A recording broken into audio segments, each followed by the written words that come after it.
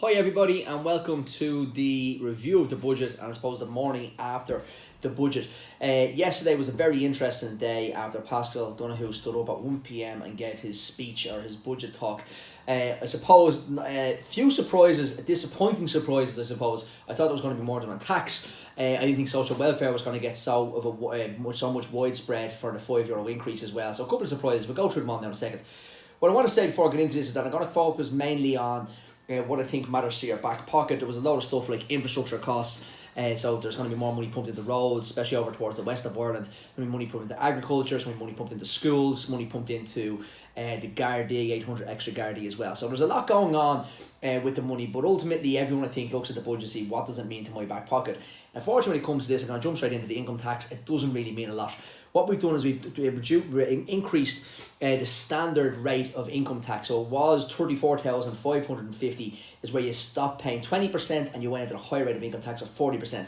That's now changed. It's now 35,300. So an extra 750 quid at the lower rate of income tax. What does that mean? You've seen this everywhere. I've seen it on my own Facebook page and the media. It's about a £5 a week, 45 quid a week. So again, not an awful lot of money in your own back pocket. We've also reduced the universal social charge from 4.75 by 0.25% down to 4.5%. Again, not going to give you a lot of money back. USC is here for the long term, folks. So I've seen a good few comments on Facebook and people ringing into radio stations and texting into radio stations yesterday and saying that the USC is supposed to be a temporary measure. It's not going to be a temporary measure. It's going to be around for a long time. It makes a massive amount of money for the revenue commissioner, so it's going to stay for the foreseeable future. Expected to come down by another couple of points next year, 1.25 again next year maybe, or maybe even half. But for this year, it's only 0.25. So look, again, it's going to stay. It's not there for a long time. The problem here when it comes to income tax as well, I suppose, is that by using money, I thought the €750 and widening the tax band from 20% to 40% would have been about 1,000 or 1,500, which would have made some type of a difference. But he used money in other ways. The other ways where the minimum wage went up to $9.80 from $9.55, so 25 cents there. Also, social welfare has increased across the band, so we were expecting something for the grey voters for the OAP, and that's actually happened now across the board for social welfare. So those are the dole, carers, and social welfare for the OAPs, as I said. So everyone's got an increase there. That's obviously cost the Exchequer a lot of money to do, but just to give you what I think a lot of people are feeling hard done by, and not for the headlines have kind of led with this morning, is that if you're on a minimum wage, and the minimum wage again from what the minimum recommended about 11.80 is down to 9.80 now, it's still a far cry away from where the national average is on disposable income, I suppose, or what it costs to live. So look, on the 9.80, what I will say is that if you have somebody that's on a minimum wage and they're working 20 hours, say part time, that increase is about a £5 a week, and that's the same as somebody that's on the dole. So I do think there's a big mismatch there. I just think that's very unfair that people out working are going to get only a £5 extra in their wages, and those not working are going to get the same increase. So that must be very disheartening for those people. And I do think that although government have to try and spread it across everywhere, I do think that's a little bit unfair. I think that's where you're going to see most of the headlines and most of the difficulty with the budget this year. So just to bear that in mind. Next we're going to say is the home care credits increase from 300 to 1500. I think this is about time. 300 was, okay, I'm going to use the words pathetic. I don't think it was enough. So 1500 is back up to where it should be, really. For the self-employed workers, earned income tax credits, so if you're self-employed, your earned income tax credit's gone from 200 to 1350. So that will put more money in your back pocket as well. Other taxes, big news here is that the VAT rate's gone from 9% up to 13% or 13.5% for the hospitality and tourism industry. That means, doesn't mean rather that it's just for hotels. That comes across the board, so it's going to affect hairdressers, it's going to affect cinema tickets, it's going to affect going to the museum, restaurants. So again, by putting that extra £5 in your pocket, if you do anything else, if you go for a meal, get your hair done, the hairdressers, if you go to the cinema, it's going to be taken out because there's higher VAT rates. Those VAT rates, of course, are going to be passed on to the public. I think it's a big problem for tourism as well, especially with Airbnb being, I suppose, land-based recently and look like they're going to be banned. And then we have hotel rooms under pressure again, and we're going to have an increase in the VAT there. So again, I don't think it's a great news all around for that industry.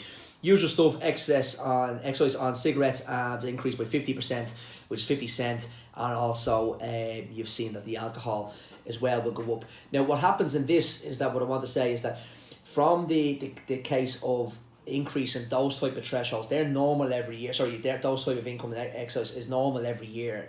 But again, It's just another way of generating revenue. On the tobacco, they're going to say that the tobacco is really there, I suppose, to encourage Ireland to be a non-smoking zone. And we've seen there's now not more non-smokers than smokers in the country, which is a great move. So it's a bit of a difficult one to argue with, I suppose. Retaining 9% on the newspapers. So the VAT rate doesn't come into it doesn't affect newspapers, or usually it would. They're going to keep that down for newspapers, and there's also a bit of VAT reduced for electronic publications. So they brought that from 23% down to 9%. So those in the online publishing will be happy with that. Welfare, we already discussed this, 5% for across the board for next year. PRSI for self-employed to be expanded. Great news for self-employed people here. The big news here is that if you're on self-employed, you're now going to get the dole. So if you leave an employment, you go out to work for yourself and you're self-employed, and it doesn't work out and you end up on the dole before you go back into full-time employment, you will have access to the dole. So I think this is great news and something that's a long time coming. And I think that's probably the best thing I've seen come out of the budget. A bit disappointed there wasn't done an entrepreneurial relief. So entrepreneurial relief is where if you sell your business, you can get a certain amount, up to 1,000,000% at a reduced rate of tax. That was hoped to be increased slightly in line with what was going on over in the UK. I think it would have been a good move to do it now with Brexit coming, but they haven't. Don't know why. I think it's good. It will encourage more entrepreneurs. Entrepreneurs obviously give a lot more money into the give a lot of money back into the exchequer by creating employment, corporation tax on profits, etc., etc. So again, I would have liked seeing something there. The qualified child payment paid to parents and social welfare will increase by €2.20 per week, and €5.20 for over 12. So that's just something to take in consideration. A €25 increase in back to school clothing and footwear allowance, so that will definitely make a difference to some people. Increased earnings disregard for the lone parents in receipt of the one parent family payment by £20 a week. Childcare, this is a funny one. I'm going to put a link actually under this video to the childcare. So I spent a bit of time researching this last night, this morning, and I find it very complicated. I don't understand why it's not easier to find information. The one I got it from was the South Dublin County Council. I'm going to post a link under this. I'd encourage you to have a look at it. There has been a bit more in childcare than was probably anticipated yesterday after looking at the figures from the budget. So childcare's affordable childcare scheme will be increased. So what this is, as it currently stands, this was introduced back in 2017. Okay, so in the end of 16, they introduced it for 17.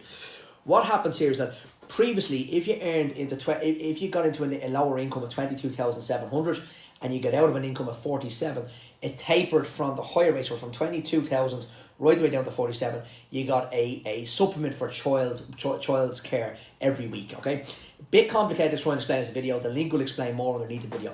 Basically, they've widened the bands. Now, if you get earned from 26,000, you start getting the higher rate of that supplement, and it tapers down now at 60,000. What I will say in this is these are net figures. Okay, so what do I mean by that? This is your after tax. I still don't understand why they introduced this. Everything else we do in revenue is on your gross tax, which is your salary, what you get paid salaries, or 50 grand, 60 grand, or whatever it is a year. And this is done on net, so it's calculated on what you get paid after tax. It's a weird one. So what happens now is you can earn up to 100 grand and you're actually going to qualify for some very small amount, but you're still going to qualify for some of this affordable childcare scheme. So it's a good move, and again, if you earn from 22, it's increased to 26 grand. So if you earn 26 grand, you're going to get the higher end of that credit, I suppose. This is very important for people that have children because it's been widespread. There's a couple of conditions. You have to go to a TUSLA childcare. So if you're using a nanny or your friends when your kids, it doesn't count. So your kids have to be going to childcare. Again, I'm going to put the link up. The link is it's plain English. Go to the third page and it shows you where the tapering off happens. Again, there's a few examples in the document. The document's back since 2007. It hasn't been updated yet. So what I will do is when a new document is released, I will also put a video out just showing the childcare, and I might try and develop a calculator myself even to try and help people calculate what they will get and what they won't get depending on their net income.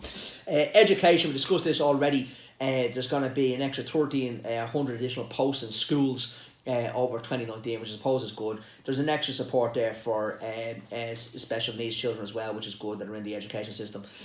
So I suppose that's a good move. Health, again, a lot of money pumped into health, an increase to 1.5 billion in the healthcare system.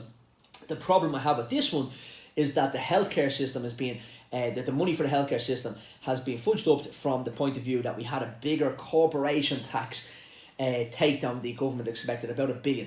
The reason that was done is from intellectual property. Not to get too boring on this, it means that some of these big American companies that are using Ireland for the lower corporation tax have basically redone their books and dumped an awful lot of intellectual property, which has increased. So one company alone has given 700 million, it's been unnamed, 700 million to the Exchequer. That money has been pumped into health. That money's not going to be here every year. That money most likely won't be there next year or the year after or the year after. So I just think it's a bad place to dump it into health, because obviously you have a major health crisis in the country, and using kind of figures to up it for just 19, and that's kind of stinks of an election campaign there as well to me. So I wouldn't be mad about that happening either. Housing, when it comes to housing, problem with this is the HAP has increased 60 million extra into capital expenditure, 300 million for affordable homes, for affordable housing. So overall 1.25 million for delivery of 10,000 social homes in 2019. Problem here is that the figures just don't match what's being done on the ground. So you see an awful lot of homeless people, young first time buyers can't get on the market, can't get mortgaged. The Help to Buy scheme, this is a big one actually. Got a few requests, questions on Ask Paul last night through Facebook page. Help the Boy scheme was completely fudged yesterday, nothing was on. And now Cowan was on yesterday for Fianna Fáil on the radio, heard him in an interview with News Talk, and he said it's definitely staying. So the Help the Boy scheme is definitely staying. So that's good news. But again, the figures just don't match what's being done on the ground. And I suppose everyone's getting a little bit pissed off on the fact that we still have a homeless crisis, still very hard to buy houses, rent's getting outrageous, and it's hard to even get a mortgage because you need such a big deposit because of the house price increase. Yes, there's been an awful lot of money pumped in. Will it be used in the right way? I doubt it. I don't know. Let's wait and see what happens next year. But if you go back to last year's budget, the promises for this year have been completely fudged by government. So I don't know what's going to happen next year. Probably the same, more of the same. The only thing that might help is that next year there should be an election. Well, there will be an election next year, but it looks of things. So if that does happen, you might see a little bit more push on trying to solve the housing crisis in the country. The environment, no increase on carbon tax. Again, we've got a couple of spokespeople coming out saying the government's not taking this policy serious enough. Carbon tax will be on the way next couple of years, so I thought it would have been coming in this year, but it hasn't. The other thing that happened, I was on Today FM yesterday, and obviously on Facebook and a few different radio stations and TVs over the last couple of days, TV stations. What I will say is that I did mention one thing. One thing was that there was going to be a relief for landlords in relation to if a landlord sold a property, they would be able to keep the tenant in situ, and the new landlord that bought that property will get a 4% CGT, so capital gains tax relief, if the tenant stays for 5 years, or the landlord keeps the property for 5 years with tenants in it. That wasn't mentioned in yesterday's budget. The reason it wasn't mentioned in yesterday's budget is that Micheál Martin came out this morning. Apologies when the phone is silent. Micheál Martin came out this morning, and Micheál Martin said that it's more of a legal issue. So although the finance bill isn't going through until December, it's a legal issue which they're trying to work through, and they're probably going to bring that in the finance bill. It just couldn't be announced yesterday. Again, it's a bit of a weird one, folks. The reason being is that it's great because tenants get to stay in their property and it doesn't add to the homeless problem. But it's difficult in another sense because it means landlords are going to sell property to more landlords rather than those properties ending up going to second-time buyers or first-time buyers or the families to get on the property ladder. So I think it's a band-aid solution. I think we're just putting papering over the cracks. I don't really like it, to be honest with you. I think it's going to lend to more landlords owning property rather than like I said, first-time buyers or second-time buyers being able to trade up. So I think it's going to cause more of a housing problem. And again, those kind of properties in around the 250 to maybe the 375, the affordable ones, they're the one that young couples are going for, and now also landlords are going to be going to buy off landlords. So again, I just think that's a bad move, but it looks like it might be introduced, according to Micheál Martin, by the finance bill introduction in December. And that's it from me for today. Thanks for watching. Please like and share the video. Any comments, please pop them all. Always interested to see what people have to say. I also have a poll on my Facebook page. I wouldn't mind asking you to go over and have a look at the poll. It's in relation to the €5. Are you delighted to get the €5? Would you take the €5? Or if you had a choice, would you prefer to see that €5 redistributed into the housing crisis or the HSE problem? So check out the poll while you're on the Facebook page. Cheers and have a good day.